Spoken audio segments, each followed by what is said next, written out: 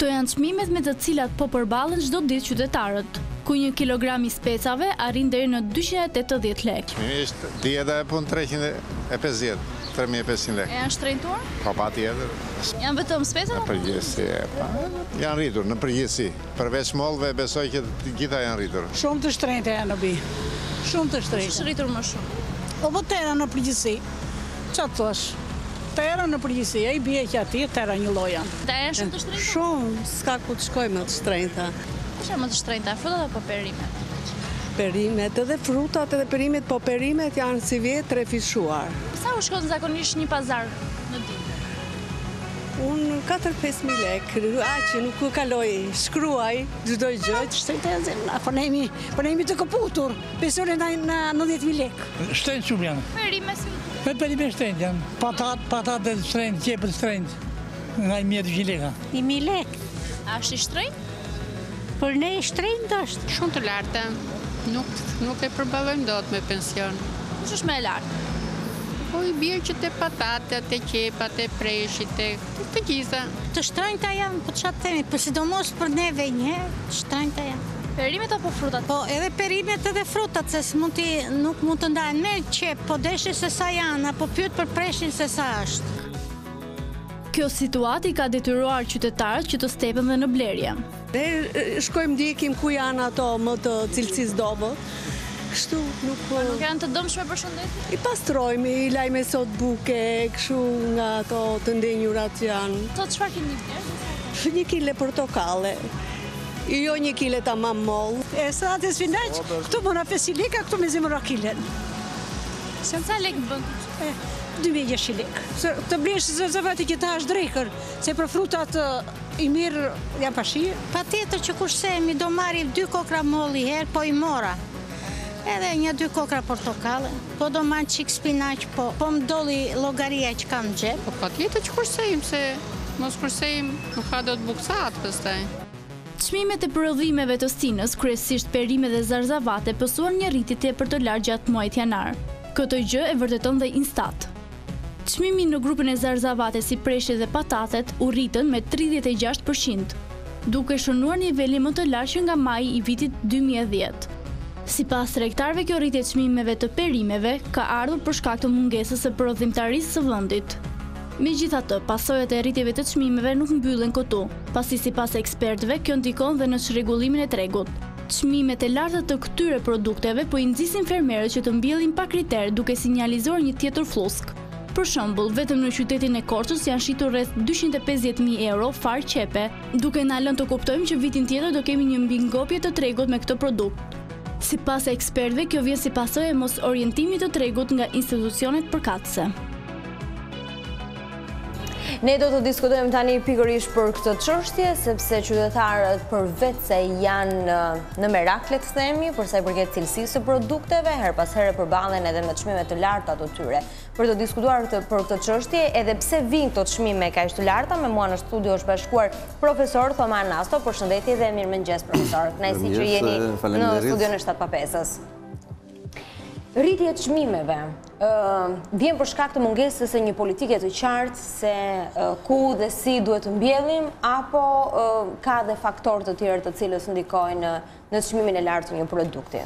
Shiko, duhet kemi parasysh se jetojmë në kohë të globalizmit, ku tregu shqiptar, ashtu sikur se edhe tregjet e tjera janë të pambrojtur pra. Sot nuk ekziston koncepti I tregut individual, ose rajonal, ose krajinor, si që ka qenë dikur, që do të thotë, perimet e Korçës të shiten në Korçë, perimet e Lushit të rriten brenda në Lushq. Por sot është më tej. Kemi një treg kombëtar, ku perimet e Korçës shiten në gjithë Shqipërinë, ose të Lushit ose Anasjeltas. Por jo vetëm kaq. Perimet e shqiptare mund të shiten në Kosovë, në Turqi, në Rumani, në Bullgari. Pra, në këto kushte, kur tregu është, ai quhet treg global, do thotë që ka dhe rrisqet e veta, pra. Që do të thotë, tregu shqiptar në 12 muajt e vitit furnizohet me produkte shqiptare, pra të prodhuar në vendin tonë, por edhe me produkte të ardhur nga eksporti. Në këto kushte, saze pjesë prodhimi shqiptar dhe juaj, kjo është e luarshme që luatet nga viti në vit dhe nga muaji në muaj. Dhe kjo është arsye që në momentet caktuara ndodh rritja e çmimeve, sepse është një treg pothuajse i pa kontrolluar, pikërisht për shkak të efektit të globalizmit. Okej, vijnë produktet nga jashtë me çmime të lartë dhe tregtarët tanë përpiqen që të shkojnë në të njëjtin standard dhe me produktet shqiptare, apo jo? Kostoja e prodhimeve shqiptare është e lartë. Shiko, përgjithsisht perimet konsiderohen si kultura intensive. Do thot intensive. Do thot për të prodhuar 1 kilogram perime, përgjithësi të sipërfaqes, argjohet më shumë punë e gjallë do të them punë krau, dhe më shumë bazë materiale, plekra, ujitje, pesticide e tjerë. Dhe në këtë kuptim, që është në origjinë, pra që në fillim të ciklit të prodhimit, kemi një kosto të paramenduar pak më të lartë se produktet e tjera, pikërisht për shkak të kësaj arsye, sepse janë kultura intensive, janë kulturat më pak të mekanizuara, pra çdo punë bëhet me krah. Tjetër, çfarë kanë specifik perimet që rritin koston e shitjes dhe të prodhimit. Vjelja e prodhimit të perimeve është e shkallëzuar. Keni parasysh, domatia nëse keni rritet me kate. Pra, kati parë, i dytë, i tretë, i shtatë, në sera ka 12-15 kate e tjera. Dhe këto nuk vilen të njëjtën kohë. Pra, piqet kati parë vilet, piqet e dytë i vilet, po kështu ndodh me specin, me shalqinin. Prishin për i kushtubi shumë i shtrenjtë. Ja, do kalojnë. E kanë fjalë, kjo është një nga arsyet që neve kemi çmime të larta, veçanërisht në periudhën e dimrit. Po pse në periudhën e dimrit? Sepse kushtet e rritjes perimeve, qoftë në fusha, në sera, janë shumë të vështira. Kemi temperaturat të ulta, kemi më tepër lagështi, kemi më pak ndriçim, kemi shkurtim të ditës. E të gjitha këto jo vetëm që ndikojnë në zgjatjen e ciklit të prodhimit të njerëz apo tjetër perime, por ka dhe rendiment më të ulët.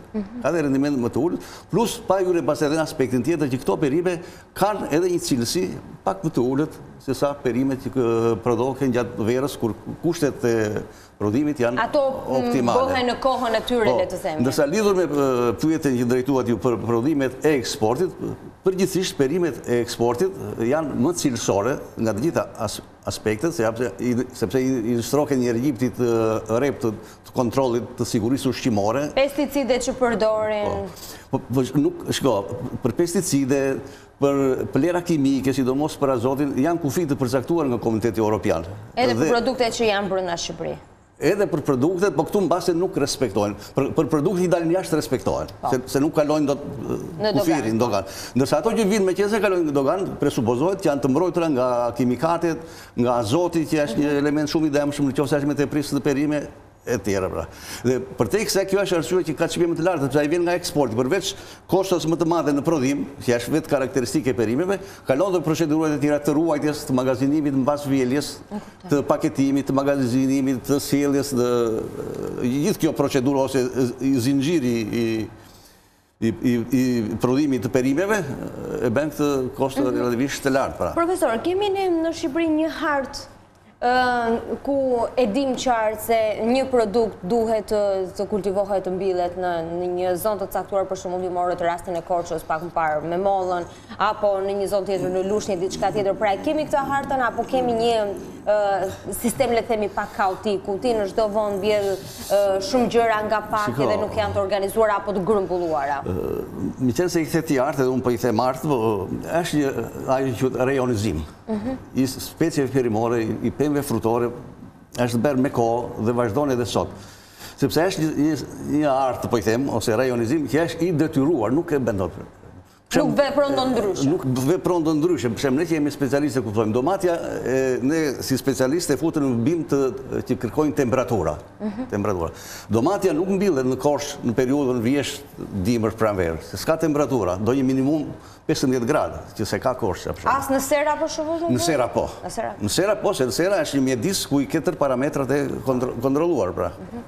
Pra, ajo arti të vodi ekziston, pra. Ka nevojë të përmirësohet për kultivar të rinj. Ky është problemi tani, nëse do ta kalojmë në aspektin tjetër të kontrollit qeveritar ose të tregut pa kontrolluar ose të politikave të pa plota lidhur me. Po pra, se sa mbështetje marrin fermerët shqiptarë. Shiko, tregu sot, meqense jemi treg global dhe treg i lirë, është e vështirë të subvencione.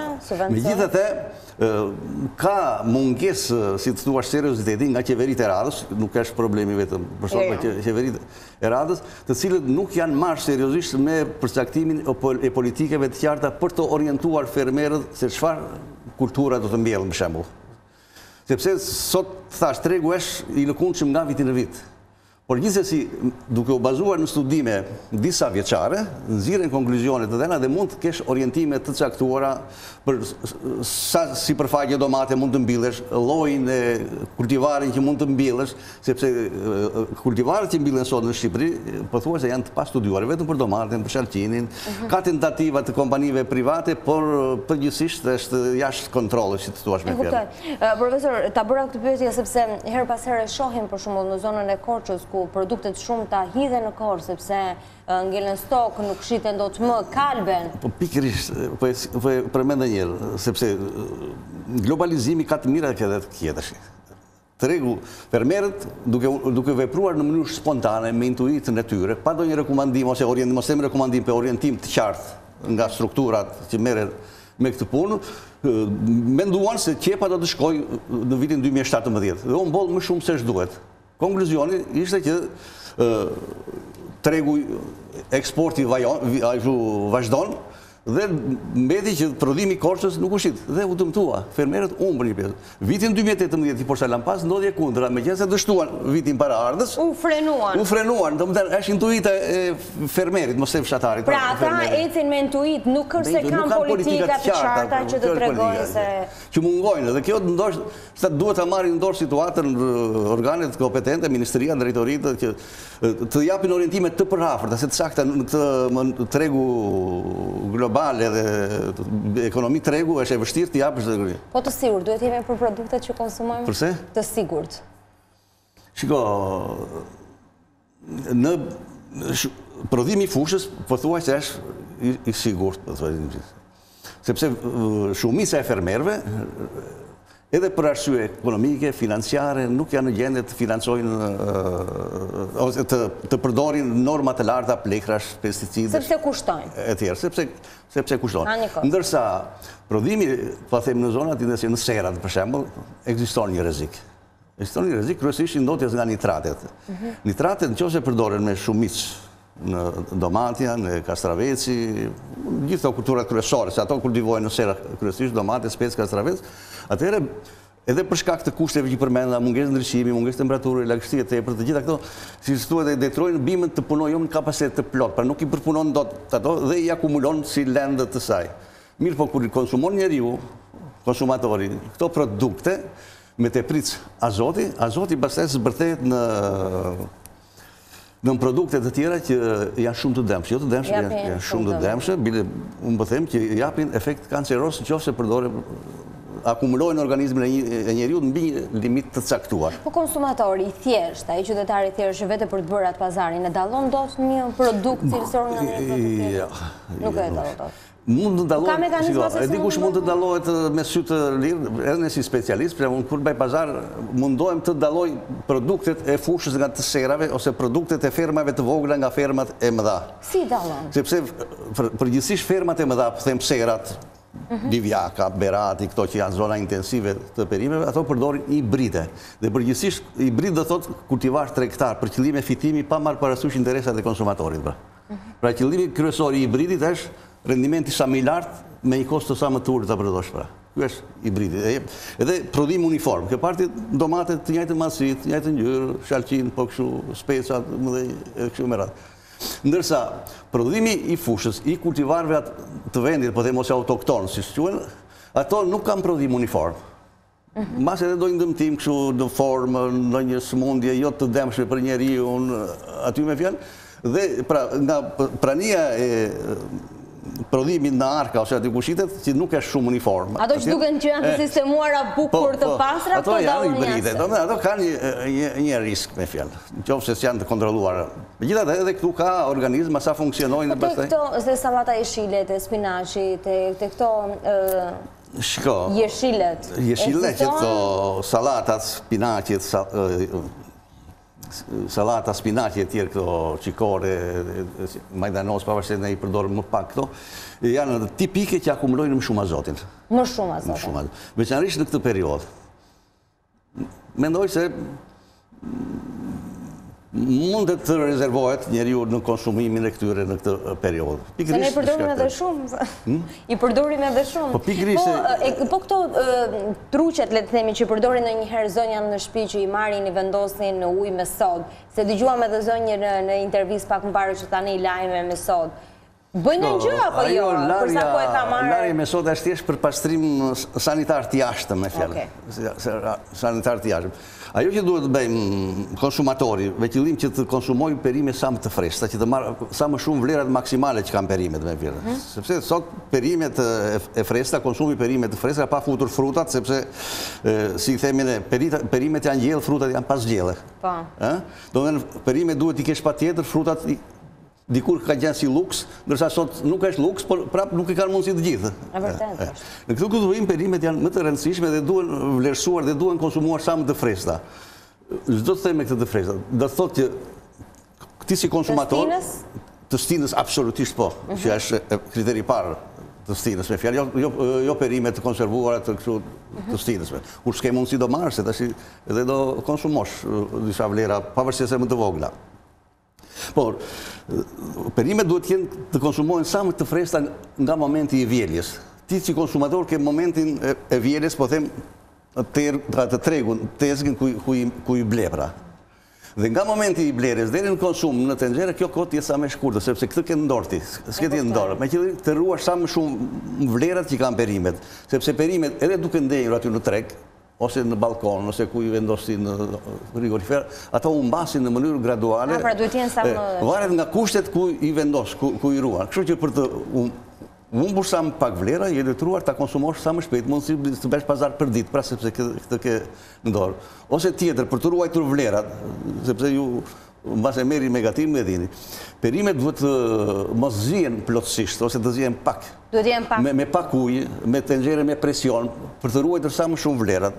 Sepse një nga përbërësit kryesor të perime, për shembull është vitamina C. Vitamina C bën pjesë në grupin e vitaminave që ne i themi të oksidueshme, pra. Pra ajo edhe duke e lënë aty, ajo largon një pjesë të vitaminës. Plus temperaturat e larta, po thonë, shkatrojnë deri në 70-80% të vitaminës C, jo të tjerave, po marr vetëm një vitaminë. Po ideja është prodhim sa më freskët. Edhe për te këtyre që tham, jo mbetje e këtej, mund të konsiderohen ushqimet më të mira për një jetë më të shëndetshme, për vonim të mplakjes, si thua, për zgjatje të rinisë, për forcinë e imunitetit, i kemi thënë të gjitha këto, dhe janë shumë të rëndësishme. Për shembull, po marr dy perime që ju përgjithësi vajzat, femrat nuk i preferojnë, qepët, udhra, për arsye të erës ose aromës të keqe, të papërshtatshme. Apo jo? Po, ato janë mbreti, si të thuash, i perime për të mbrojtur, për të krijuar imunitet organizmi i njeriut. Prandaj duhet konsumuar, duhet bërë pjesë e dietës, bile një dietar i huaj thoshte, meqense urdhra ka aromë, jo të përshtatshme, jemi realisht me fjalë, po për të shmangur aromën e këtij udhës, thosh në partneritet duhet të konsumojnë 2 palët, edhe të mos ta ndjetë mos ta ngjen siklet. Majdanozi, po është e vërtet majdanozi, është e vërtet të konsumosh një pjatë kos mbas asaj, që eliminon mbas 100% jo. Tam dhe sa truqet veçe. Profesor, ishte shumë kënaqësi. Më shijoj shumë biseda sot sepse dham informacione shumë të rëndësishme për qytetarët të cilët na ndjekin. Ndonjëherë çmimi është i rëndësishëm, por vlerat ushqimore dhe ato çka përfitojmë nga një produkt i caktuar janë më të rëndësishme. Faleminderit, uroj ditë të mbarë dhe shpresoj të kemë sërish të shpejti. Për të parë më shumë video të programit tonë, regjistrohuni tani në YouTube.